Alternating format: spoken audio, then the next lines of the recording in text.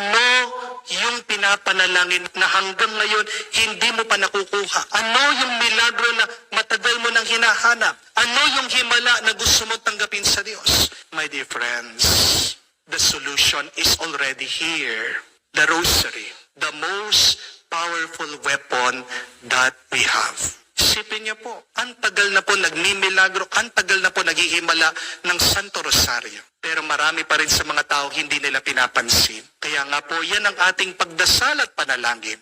Naway, pag tayo nalilito, tayo naliligaw, tayo naghihirap, let us always speak the rosary. Let us pray with a deep faith and believe you will receive a miracle from God through the intercession of our Blessed Mother, Our Lady of the Holy Rosary, which is also whom we call the Lady of Victories.